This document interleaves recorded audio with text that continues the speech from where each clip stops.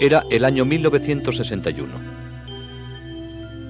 El lugar, un pequeño pueblecito en las montañas cantábricas del norte de España, llamado San Sebastián de Garabandal. 300 personas vivían allí, al pie de la montaña, en unas 80 casas de piedra. Este pueblecito está totalmente aislado de los demás de la región y es muy primitivo. Las casas carecen de agua corriente y la única fuente de calor es una estufa en la cocina. Solo hay electricidad durante unas pocas horas de cada noche. Las comodidades del mundo moderno, como televisiones y coches, simplemente no existen aquí. De hecho, no hay ni un solo motor en todo el pueblo.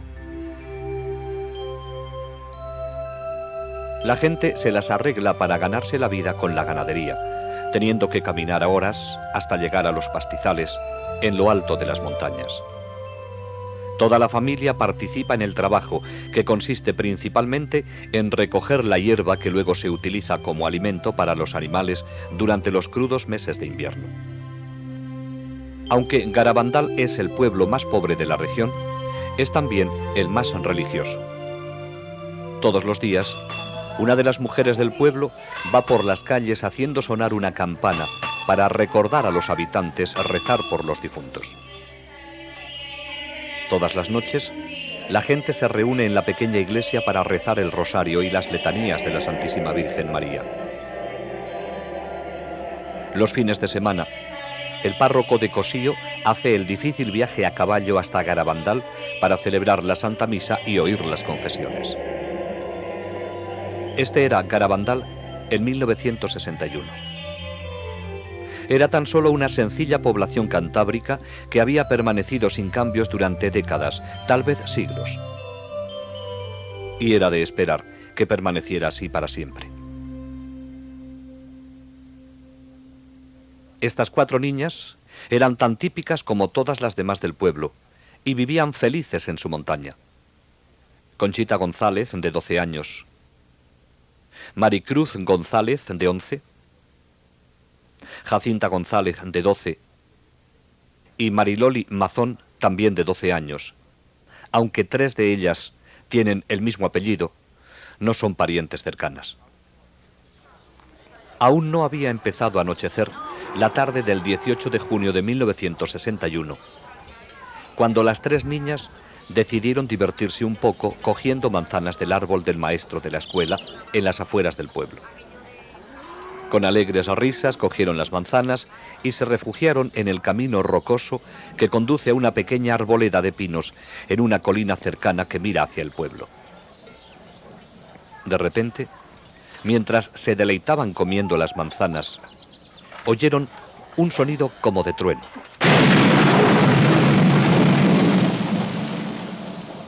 Comenzaron entonces a sentirse mal por haberlas cogido sin permiso. De repente, Conchita echó la cabeza hacia atrás y sus ojos se quedaron mirando fijamente hacia arriba. Al verla así, las otras empezaron a gritar. Estaban a punto de correr a sus casas para avisar a sus madres cuando les ocurrió lo mismo a ellas. Un ángel, rodeado de una luz brillante, estaba ante ellas. Parecía un niño de 9 años, pero al mismo tiempo parecía estar dotado de una fuerza invencible. Tan rápido como había aparecido, desapareció, volviendo las niñas a su estado normal. Temblando por la experiencia, las 4 corrieron a la iglesia del pueblo. Un amigo las vio y les preguntó la razón de su palidez. «Es porque acabamos de ver un ángel», contestaron. Al poco tiempo, todo el pueblo hablaba sobre lo ocurrido, aunque nadie creía que realmente hubieran visto un ángel. Durante los siguientes días, las niñas vieron nuevamente al ángel y él les habló la primera vez el 1 de julio. ¿Sabéis por qué he venido? Es para anunciaros que mañana la Santísima Virgen se os aparecerá como Nuestra Señora del Monte Carmelo.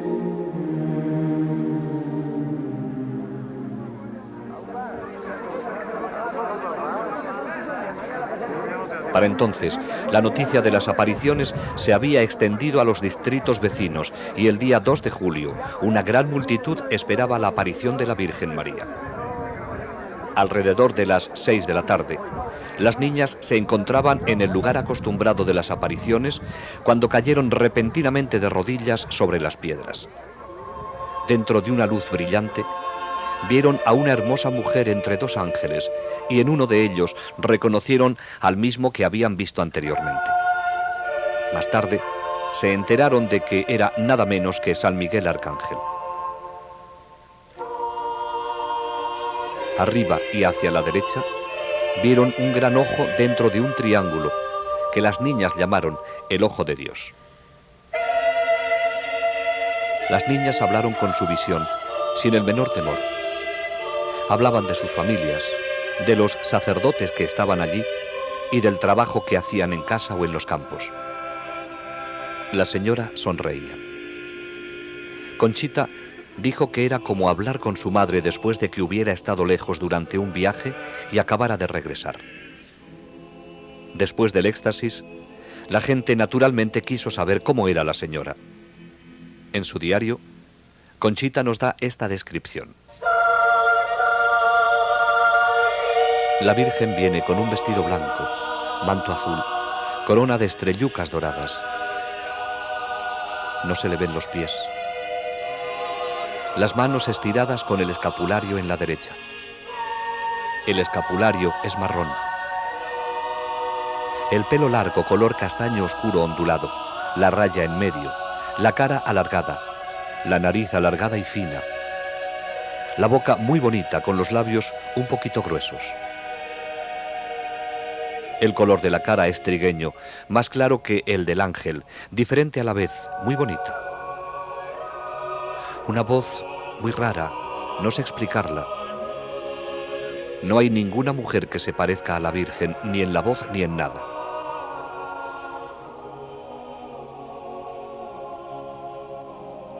Pero existía un propósito detrás de estas apariciones de la Santísima Virgen.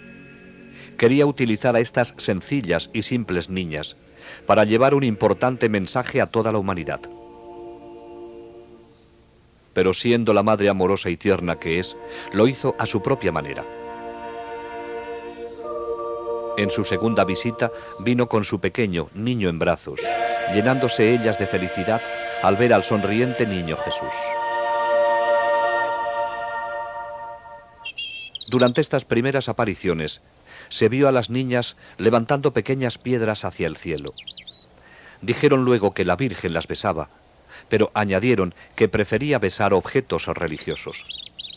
La gente respondió entonces entregándoles rosarios, medallas, crucifijos y anillos de matrimonio, práctica que habría de continuar durante el transcurso de los acontecimientos. El 4 de julio, María les reveló su mensaje, diciéndoles que no deberían hacerlo público hasta el 18 de octubre. La verdadera naturaleza de las apariciones debería ser establecida primero para que el mensaje pudiera ser creído. Se necesitaba una prueba, y pruebas habría en abundancia. Varios médicos hicieron pruebas a las niñas durante los éxtasis. Encontraron que estaban rígidas, frías como piedras e insensibles al dolor. También experimentaban un cambio increíble en su peso. 2 hombres apenas podían levantar a una de ellas del suelo, mientras que ellas se levantaban entre sí con toda facilidad para besar a la señora de las apariciones. Las niñas sabían cuándo iban a tener una aparición mediante una serie de 3 llamadas interiores que se hacían progresivamente más intensas. Después de la última, salían corriendo llenas de felicidad a su encuentro celestial. Las llamadas tenían lugar a cualquier hora del día o de la noche, pero si las niñas se habían ido ya a la cama, entonces la Virgen respetaba su sueño. Conchita debió permanecer muchas noches en vela, esperando la última llamada de la Virgen. Hacia finales de julio, la frecuencia de las apariciones había aumentado a 2 o más en un solo día, con una duración desde 10 minutos hasta varias horas. Las caras de las niñas se transfiguraban, adquiriendo una belleza sobrenatural. Algunos observadores se impresionaban tanto con esto que les resultaba difícil mirarlas. Agosto comenzó con nuevos fenómenos. Durante las apariciones, cuando estaban de rodillas, se las podía ver caer de repente hacia atrás hasta que sus cabezas tocaban el suelo. A veces caían al unísono, en perfecta sincronización, formando bellas esculturas. Merece la pena mencionar que nunca se les subió la ropa indecorosamente. En ocasiones caían totalmente rectas hacia atrás, dando un fuerte golpe seco en el suelo que horrorizaba a los espectadores, pero nunca se hicieron daño, levantándose luego sin el apoyo de sus manos o brazos. Comenzaron entonces los éxtasis ambulatorios, hacia adelante o hacia atrás y a través del pueblo, durante los cuales mantenían los ojos fijos hacia arriba todo el tiempo. Véase cómo el pie de Mariloli evita cuidadosamente una piedra del camino. A veces se movían tan rápido que ni los más jóvenes del pueblo, corriendo a toda marcha, podían alcanzarlas. Al terminar la carrera, no estaban cansadas ni sudorosas y sus pulsos eran totalmente normales. Durante estas carreras extáticas solían detenerse instantáneamente, desafiando las leyes de la física, mientras que los que trataban de seguirlas pasaban junto a ellas incapaces de detenerse tan rápido. Las niñas siempre llevaban crucifijos en las manos y los ofrecían para ser venerados a aquellos que estaban a su alrededor. Nunca sabían quién besaba el crucifijo, ya que durante los éxtasis solo veían a su visión y a ellas mismas. Por orden de la Virgen, sostenían el crucifijo para que lo besase aquel que María deseara. En una ocasión, después del éxtasis, Conchita se enteró de que todos los que habían besado el crucifijo eran sacerdotes vestidos de seglares.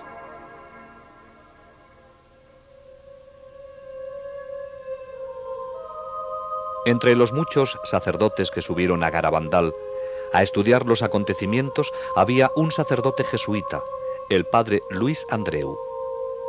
Era un joven brillante profesor de teología con la reputación de ser también un santo. El padre Andreu estuvo muy escéptico durante su primera visita, pero después de estudiar muy de cerca a las niñas en éxtasis, se dio cuenta de que algo muy serio estaba ocurriendo allí. El 8 de agosto de 1961, el padre Andreu hizo otra visita al pueblo. Esa noche estaba entre la multitud de gente en Los Pinos, donde las visiones tenían lugar frecuentemente. De repente, su cara se puso tensa. Gruesas gotas de sudor se formaron sobre su frente y exclamó: ¡Milagro! ¡Milagro! ¡Milagro! ¡Milagro! A la mañana siguiente, en el camino a casa con unos amigos, dijo: «¿Qué regalo me ha dado la Virgen? Qué afortunados somos de tener una madre como ella en el cielo. Este es el día más feliz de mi vida». Profirió entonces un leve sonido como de tos e inclinó la cabeza. El padre Andreu había muerto. Durante una visión posterior, la Santísima Virgen dijo a las niñas que el 8 de agosto el padre Andreu no solo la había visto a ella, sino también a una visión de lo que será el gran milagro. Uno de los lugares que las niñas visitaban más frecuentemente durante los éxtasis era la iglesia del pueblo, donde entraban para orar ante el sagrario. Esto desafortunadamente traía problemas. La multitud que las seguía creaba tal desorden que finalmente tuvo que ser impartida una prohibición y se cerraron las puertas de la iglesia. En lo sucesivo, las visitas de las niñas las condujeron solo hasta las puertas cerradas. Como ejemplo de obediencia al obispo, María no las condujo nunca más al interior de la iglesia. A comienzos de octubre de 1961, los éxtasis de las 4 niñas tenían a todos perplejos. Una vez que entraban en éxtasis, nada podía sacarlas de él. Se las podía pinchar con alfileres, podían ser quemadas con cerillas y se les podía echar arena a los ojos sin que nada tuviera efecto alguno.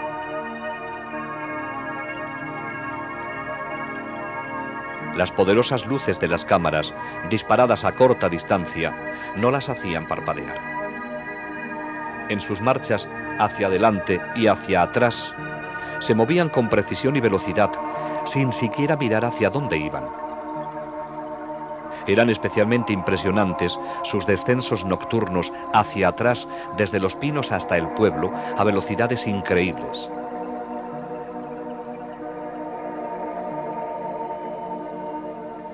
Las niñas devolvían los objetos religiosos a sus dueños sin equivocarse nunca, y lo hacían sin mirar a la persona o al objeto. Estos objetos eran generalmente apilados sobre una mesa en casa de una de ellas, cuando no estaban allí. En ocasiones, los rosarios y las medallas con cadena se enredaban. Pero esto no era problema. La niña en éxtasis cogía los objetos de la mesa y los levantaba hacia la aparición, separándolos luego con toda facilidad en sus manos. Entonces tomaba el objeto recién besado por María y con los ojos fijos en la visión todo el tiempo, pasaba a través de la multitud hasta encontrar a su dueño. Era una experiencia conmovedora para la persona que se le entregara su rosario, medalla o anillo de matrimonio de esa forma misteriosa. Muchos lloraban, algunos se desmayaban.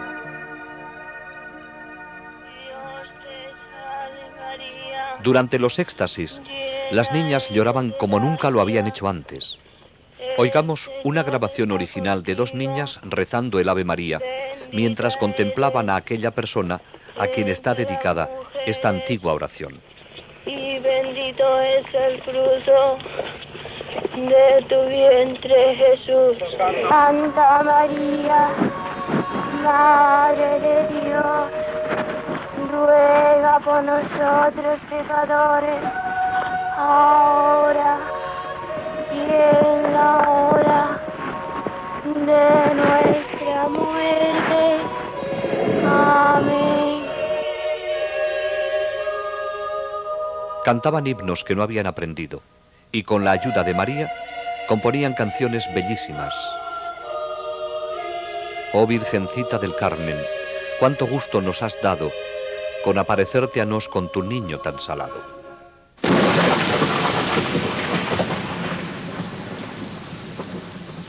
Finalmente llegó el 18 de octubre, el día en que las niñas habrían de anunciar el tan esperado mensaje de la Santísima Virgen. Era un día de apariencia apocalíptica, con rayos y truenos, lluvia y frío. No obstante, cientos de personas hicieron el sacrificio de estar allí en ese día tan importante. El tiempo pasó y muchos se fueron. Finalmente, el mensaje fue leído en voz alta en los pinos, a la multitud que aún permanecía allí. Hay que hacer muchos sacrificios, mucha penitencia, visitar al Santísimo. Pero antes tenemos que ser muy buenos. Y si no lo hacemos nos vendrá un castigo. Ya se está llenando la copa, y si no cambiamos, nos vendrá un castigo muy grande.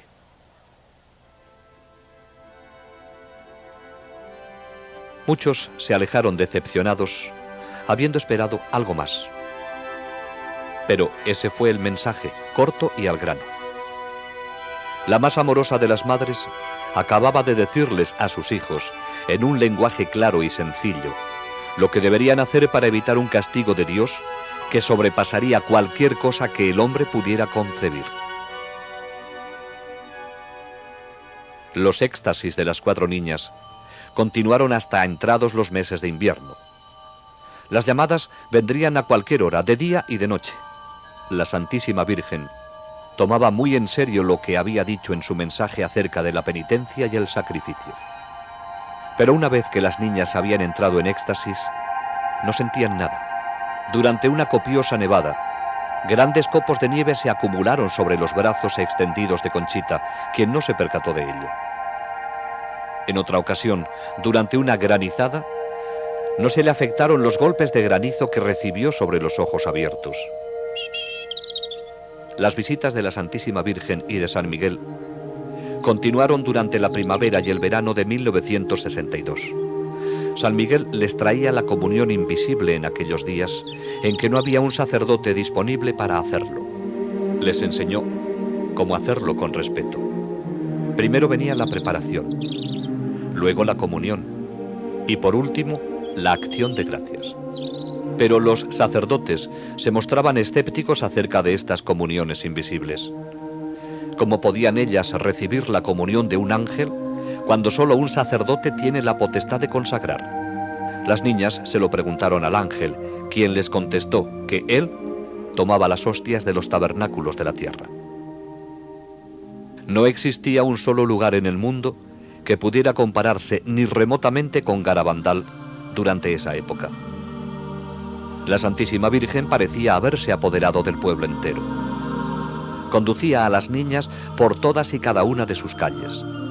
En ocasiones cantaban el rosario mientras caminaban junto con las personas que las acompañaban. Todos los hogares fueron visitados.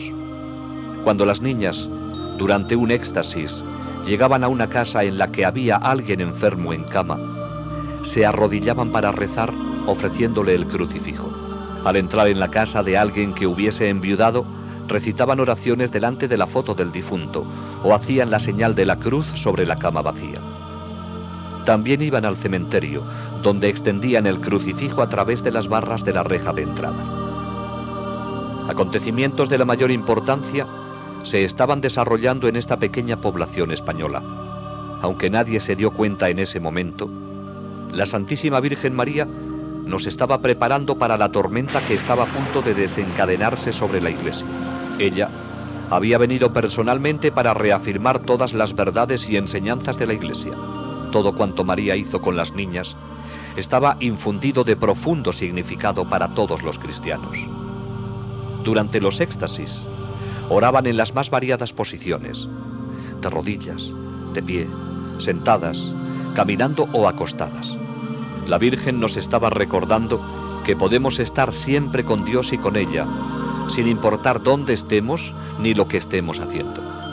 Nuestro Señor y nuestra Madre del Cielo quieren formar parte de todo cuanto hacemos, tanto si estamos en casa, en nuestro trabajo o conduciendo un coche. Cuando los taxis que traían a la gente a Garabandal aparcaban en el pueblo, las niñas en éxtasis se acercaban y trazaban la señal de la cruz sobre el parabrisas con los crucifijos. Nada era insignificante para la Virgen. Se interesa hasta por nuestras vacas, dijo una vez Mariloli después de un éxtasis. María nos enseñó a través de las niñas cómo debemos actuar con nuestros vecinos. Si una de las niñas perdía un zapato durante las caminatas por el escabroso terreno, la Virgen le pedía a otra que se lo pusiese. A veces, las niñas se separaban mientras iban en éxtasis por el pueblo. Al encontrarse de nuevo en otro lugar, se abrazaban todavía en éxtasis. Siempre que caminaban juntas en éxtasis, lo hacían tomadas de la mano o del brazo.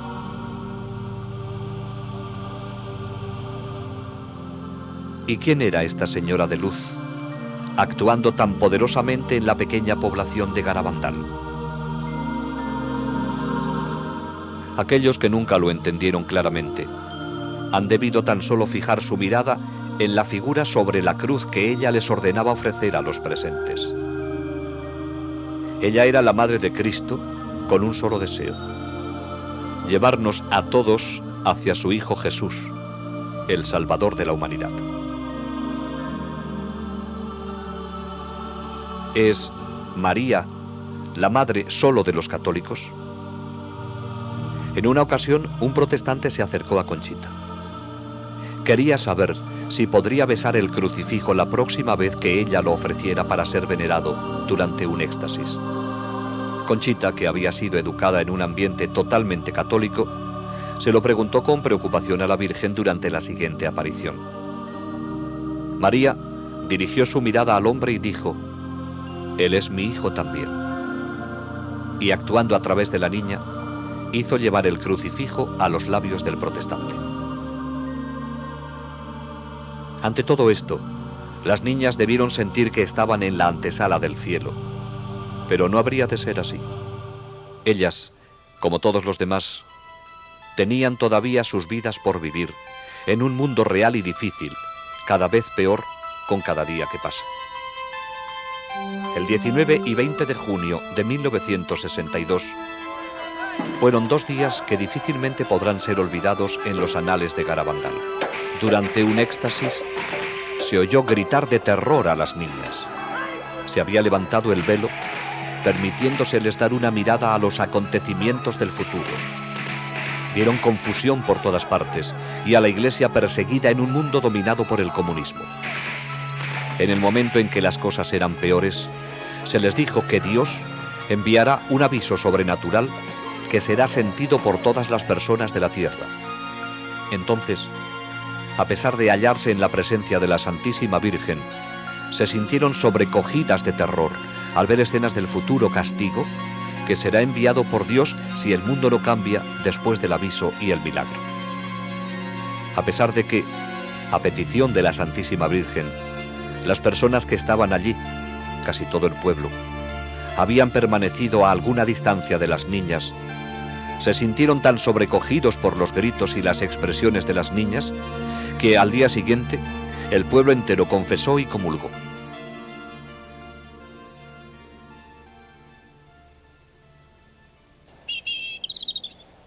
Durante algún tiempo, las niñas habían suplicado a la Santísima Virgen y a San Miguel obrar un milagro para convencer a aquellos que aún no creían. Finalmente, San Miguel dijo a Conchita que en un día específico, según lo había determinado la Virgen, la comunión invisible que ella recibía se volvería visible sobre su lengua. Conchita lo llamó alegremente milagruco, ya que ella pensaba que la hostia que recibía era siempre visible. Varios centenares de personas se encontraban en el pueblo cuando finalmente llegó el día anunciado por Conchita con 15 días de anticipación. Pero la espera fue larga y cansada. Muchos se descorazonaron y se fueron. Entonces, alrededor de la 1:30 de la madrugada del 19 de julio, Conchita salió de su casa en éxtasis, dio la vuelta a la esquina y con la multitud apretándose contra ella, cayó de rodillas en una calle vecina. Conchita sacó entonces la lengua. Aquellos que estaban a poca distancia de ella afirman que estaba vacía. De repente, más rápido de lo que puede detectar el ojo humano, una hostia blanca y brillante se materializó sobre la lengua de la niña. Un hombre de negocios de Barcelona, con una cámara de cine prestada y sin más iluminación que la que le prestaba una linterna de pilas, rodó algunas escenas mostrando la hostia sobre su lengua. Era este un milagro anunciado con anterioridad y registrado en una película que servía de prueba de la autenticidad de los acontecimientos de Garabandal. En octubre de 1962, a 1400 kilómetros de Garabandal, comenzaba a desarrollarse otro suceso de profundas repercusiones dentro de la Iglesia, sin precedente en tiempos modernos. El Papa Juan XXIII había dado comienzo al Concilio Vaticano II. Surgió entonces la pregunta natural: ¿existía alguna relación entre este acontecimiento eclesiástico monumental y los maravillosos hechos que estaban ocurriendo en un pueblecito del norte de España? La respuesta es un contundente sí, aunque el completo significado de esta relación solo podrá ser comprendido en el futuro. Durante un éxtasis se oyó a Conchita repetir las palabras de la Virgen: el concilio será el más grande de todos, será un éxito. A lo que respondió Conchita: qué bien, así te conocerán mejor y estarás más contenta. Hacia enero de 1963, Mariloli, Jacinta y Maricruz habían cesado de tener apariciones. Solo Conchita continuaba teniéndolas, aunque eran cada vez menos frecuentes. Sin embargo, por esta época, Conchita y Mariloli comenzaron a tener locuciones internas. Una locución es una voz interior que no va acompañada de una visión externa. En 1947, Joe Lo Mangino Perdió el sentido de la vista y el olfato en un absurdo accidente que le cercenó los nervios olfativo y óptico. Después de un largo periodo de tiempo, logró surgir en 1961 como un exitoso hombre de negocios, aunque agotado por el exceso de trabajo. Su médico le sugirió que se tomara unas vacaciones en Europa. Así que salió de casa en Lindenhurst, Nueva York, para visitar a su tío en el sur de Italia. Joey no era muy religioso en aquel entonces, y solo gracias a la insistencia de su tío accedió a hacer un largo viaje en coche hasta San Giovanni Rotondo, donde vivía Padre Pío. Este fraile franciscano, con las llagas de Cristo en sus manos, pies y en el costado, era considerado como un santo viviente. Joey no había previsto ningún encuentro personal con él. Sin embargo, al terminar la misa, se encontró en una habitación con otras personas esperando la bendición del Padre cuando pasara por allí. Al entrar el Padre Pío en la habitación, Joey se arrodilló para recibir su bendición. De repente, oí a la gente arrodillarse sin saber lo que pasaba. Padre Pío colocó sus brazos sobre mí y me besó en la frente. Me dijo: Joey, estoy muy contento de verte. Mi tío me dijo luego que era Padre Pío quien me había abrazado. Yo no sabía qué decir, porque nadie sabía que yo iría allí a verle, ni siquiera yo mismo. Joey quedó profundamente impresionado y 2 años más tarde regresó a San Giovanni. Esta vez decidió confesarse con Padre Pío. Fui al confesionario en que estaba el Padre Pío y me arrodillé en el reclinatorio con el Padre Pío sentado frente a mí. Me tomó la mano, así. Yo estaba asombrado pensando en los confesionarios americanos con paneles. Entonces, estando de rodillas, con mis manos entre las del Padre Pío, me dijo en italiano: Joey, confiésate. Y para ser franco, estaba entristecido porque no estaba llevando una vida adecuada. Me quedé atónito. No supe qué decir. Entonces, el Padre Pío me tomó la mano, así, y me dijo: confiésate. Pero de nuevo encontré muy difícil hablarle. Entonces, en perfecto inglés me dijo: Joey, ¿recuerdas cuando estuviste en un bar con una mujer llamada Bárbara? ¿Recuerdas los pecados que cometiste? Y en perfecto inglés pasó a decirme las personas con las que había estado, los sitios a los que había ido y los pecados que había cometido. Naturalmente, estaba sudando, pero Dios me concedió la gracia de entender que si tenía que soportar todo aquello para volver a ser feliz, merecía la pena. Creía realmente que el Padre Pío podría ayudarme. Entonces, cuando llegó al fondo de todos mis pecados, después de lo que me parecieron 1000 años, me dijo en italiano: ¿estás arrepentido? Y yo le dije: sí, lo estoy, Padre Pío. Entonces me dio la absolución. Los ojos me daban vueltas en la cabeza y comencé a frotarlos, así. La cabeza me daba vueltas y yo seguía frotándome los ojos. De pronto, mi mente se aclaró totalmente y me puso su mano estigmatizada sobre los labios, así. Besé su estigma y me dio una ligera palmada en la cara, diciéndome en italiano: Joey, un poco de paciencia y valor, y vas a estar bien. Tenía 33 años, pero me sentía como si tuviera 16. Tenía el firme propósito de corregirme, lamentaba todos los pecados que había cometido durante mi vida. Me sentía tan bien y tan limpio que no quería involucrarme con nadie por temor a que, solo al hablar, pudiera perder la gracia que había recibido. Pero aún había una gracia más para Joey, mientras se arrodillaba con otras personas para recibir la bendición del Padre Pío. Cuando tuve el accidente aquí, en 1947, perdí el sentido del olfato. Todo esto está suturado. Y esta es una fractura de 3 pulgadas sobre la frente. No solo perdí mis ojos, sino el olfato. Cuando me arrodillé para recibir la bendición del Padre Pío, sentí una fragancia de rosas que provenía de la sangre de sus manos. Al percibirla me sorprendí y me eché hacia atrás contra la pared, con los brazos levantados, así. para protegerme. No sabía qué pasaba. Padre Pío bajó mi mano y me dijo en italiano: Joey, no tengas miedo. Y me tocó así, en el puente de la nariz. Mi sentido del olfato fue restablecido después de estar sin él desde el día del accidente, en junio de 1947, 16 años atrás. Joey estaba lleno de paz y felicidad y no quería abandonar San Giovanni. No obstante, su compañero de viaje le recordó que tenían el compromiso de pasar parte de sus vacaciones en un lugar llamado Garabandal. Cuando Mario me recordó que teníamos que irnos a Garabandal, le dije: Mario, ¿cómo sabemos que es verdad?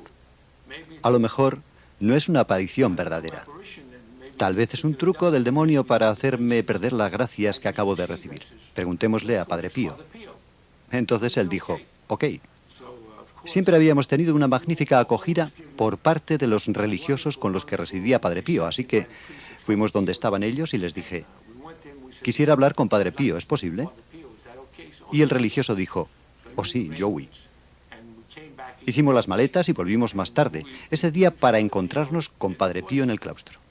Al arrodillarme, le dije al Padre Pío: ¿es cierto que la Virgen se está apareciendo a 4 niñas en Garabandal? Y él dijo: sí.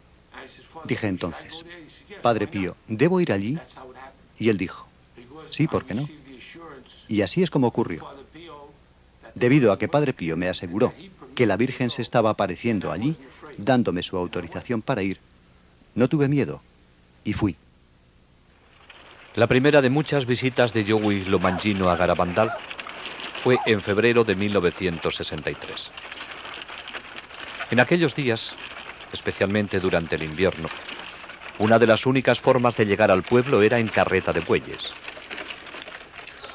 No pasó mucho tiempo antes de que Joey se encontrara y conociera a las niñas a quienes la Virgen se había aparecido, quedando inmediatamente impresionado por su sencillez y sinceridad. Conchita habría de convertirse en una buena amiga. Joey se quedó también impresionado por el mensaje y sintió la necesidad de hacerlo conocer. Sin embargo, se sentía impedido por su ceguera. Me dije: ¿qué puedo hacer para hacer conocer al mundo al Padre Pío y el mensaje de Garabandal? ¿Qué puedo hacer? ¿Qué puede hacer un ciego? Nunca estuve en una obra de teatro en el colegio de lo tímido que era. Joey regresó a casa. Tenía un álbum de fotos de Padre Pío y de las 4 niñas en éxtasis, con explicaciones en relieve bajo cada foto. Visitaba las casas de sus amigos y familiares, dándoles explicaciones sobre el famoso estigmatizado y sobre los hechos admirables que estaban ocurriendo en Garabandal. De esta pequeña semilla habría de surgir un apostolado a través del mundo entero.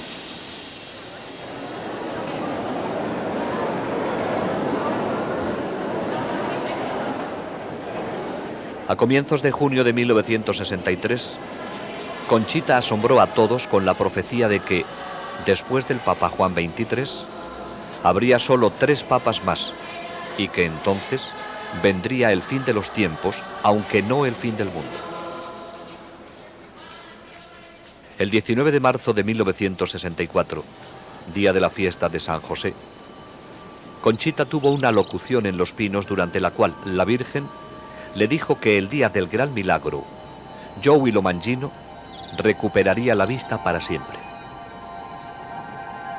El 18 de julio de 1964, Conchita tuvo otra locución, en la cual le fue dicho que al día siguiente del gran milagro, el cuerpo del padre Luis Andreu sería encontrado incorrupto en su tumba.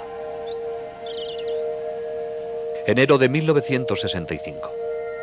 Comenzó para Conchita con un éxtasis de 2 horas en Los Pinos, durante el cual la Virgen le reveló la naturaleza del aviso que será enviado por Dios para purificar al mundo en anticipación al gran milagro que le seguiría.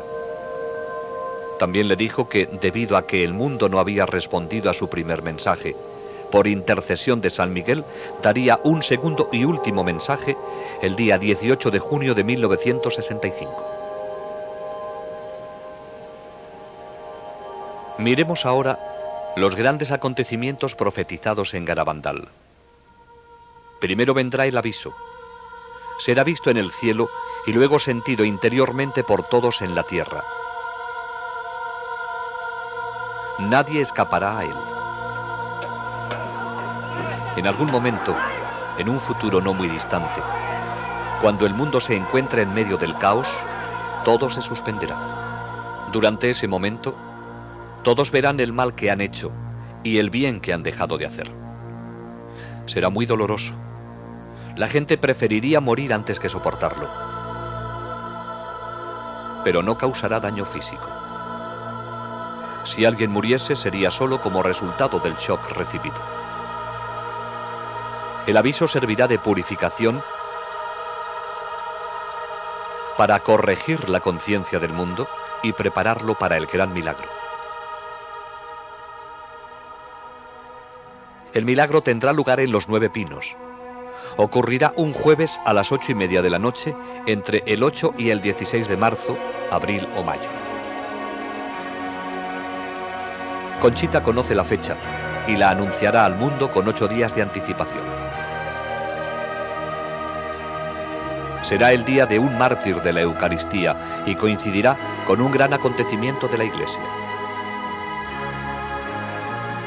Todos aquellos que estén en el pueblo o sus alrededores lo verán. Los enfermos que estén presentes se curarán. Los pecadores se convertirán y los incrédulos creerán. Como resultado del milagro, Rusia se convertirá.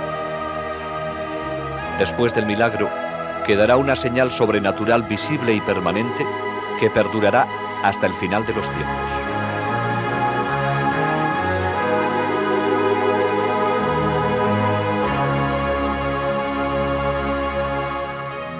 Si después del milagro el mundo no cambia aún, entonces Dios enviará un castigo. Será peor que cualquier cosa que el hombre pudiera imaginar y estará en línea con lo que merezcamos por nuestros pecados.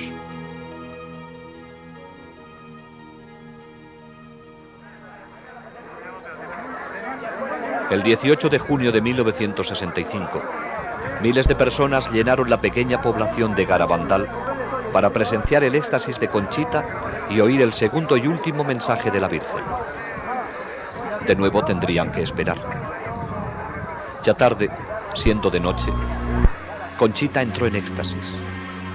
Ofreció el crucifijo a 3 personas para que lo besaran. San Miguel le dio entonces el mensaje de la Santísima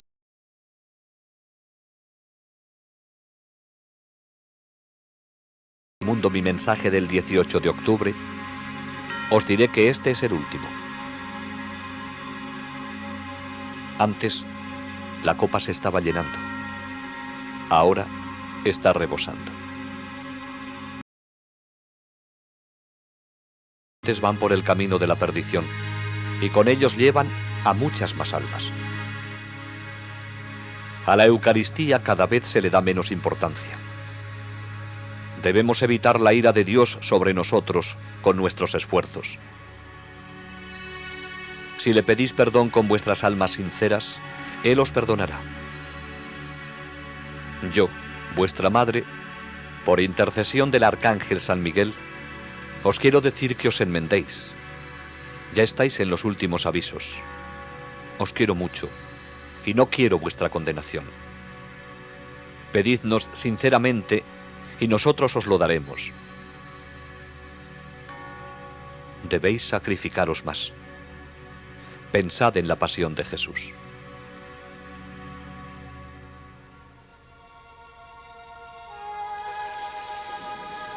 El 13 de noviembre de 1965 fue un día de alegría y tristeza a la vez para Conchita. La Virgen se apareció con el niño, pero habría de ser por última vez en Garabandal. Como ya se ha indicado, esta sería una aparición especial para besar objetos religiosos de los que Conchita tenía muchos. Después de besarlos, la Virgen dijo: a través del beso que he dado a estos objetos, mi hijo hará prodigios. Distribúyelos a otros. Háblame, Conchita. Háblame de mis hijos. A todos los cobijo bajo mi manto. Esta será la última vez que me veas aquí, pero siempre estaré contigo y con todos mis hijos. Conchita, ¿por qué no vas a visitar a mi hijo al sagrario? Él te espera día y noche. Conchita le dijo, soy tan feliz cuando los veo. ¿Por qué no me llevas contigo al cielo ya? A lo cual ella respondió, ¿recuerdas lo que te dije el día de tu santo? Cuando te presentes ante Dios, tus manos deberán estar llenas de buenas obras, hechas para tus hermanos y para su gloria. En este momento, tus manos están vacías.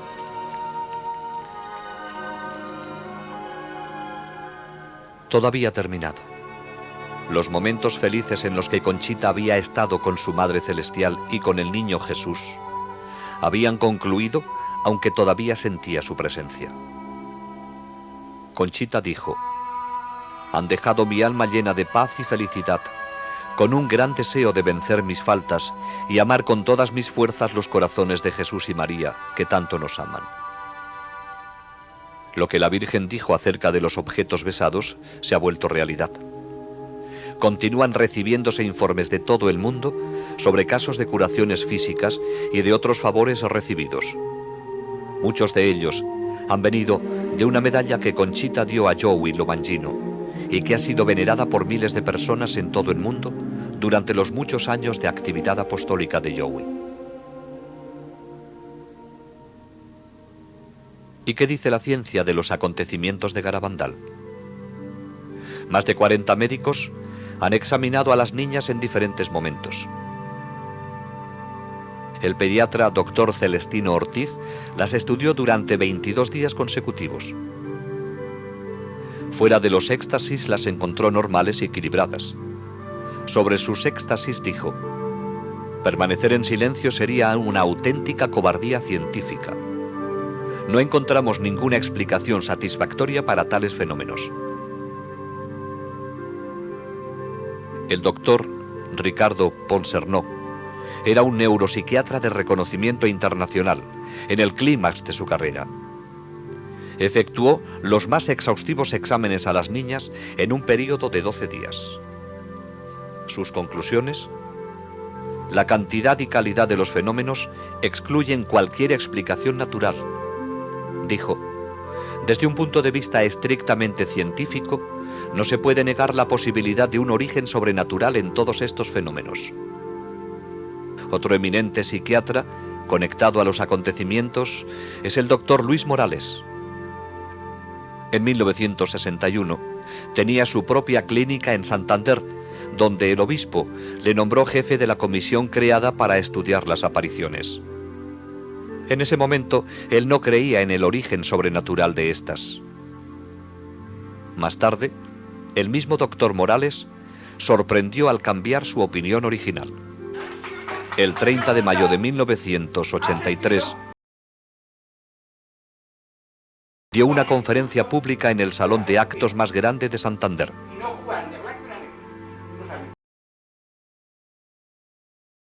Multitud las razones por las cuales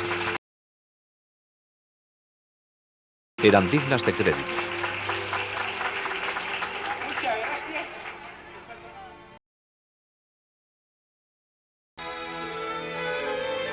Desde los primeros días de las apariciones, las niñas quisieron ingresar en la vida religiosa.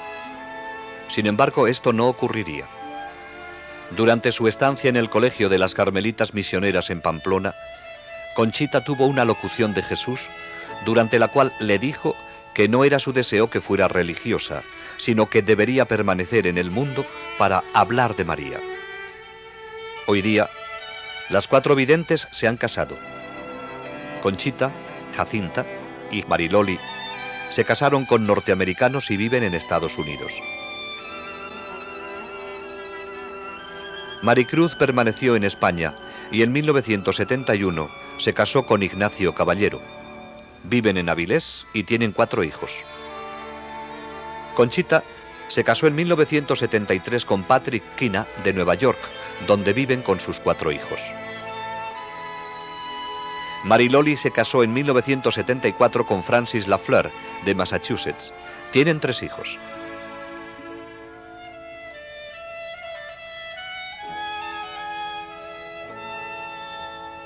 Jacinta se casó en 1976 con Jeffrey Moynihan, de la Marina de los Estados Unidos.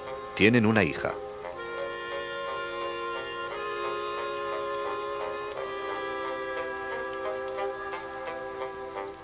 Joey Lomangino sorprendió a todos cuando se casó con Marilyn Luther, de Michigan, en 1977.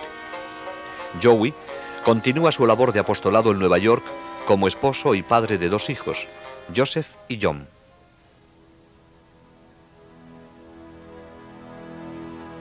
El principal propósito de la Santísima Virgen al aparecerse en Garabandal fue entregar un mensaje.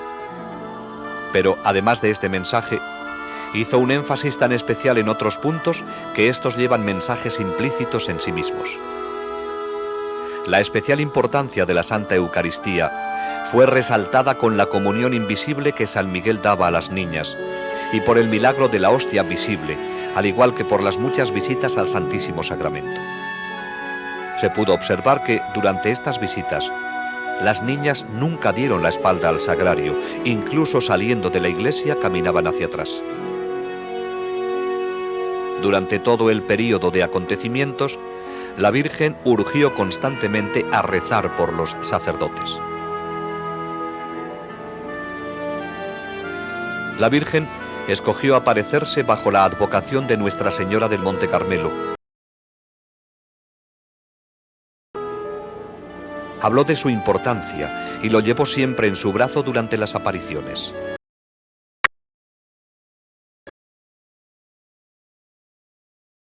Aquellos que lo lleven con fe y devoción pueden estar seguros de su maternal protección durante los terribles días en que vivimos y en el momento de la muerte. El rosario fue algo muy importante dentro de los acontecimientos de Garabandal.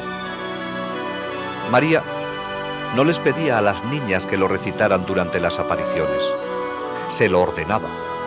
Les enseñó primero los misterios y luego cómo decir las oraciones lentamente, pensando en lo que decían. Una vez que lo aprendieron, solo las acompañaba durante el Gloria.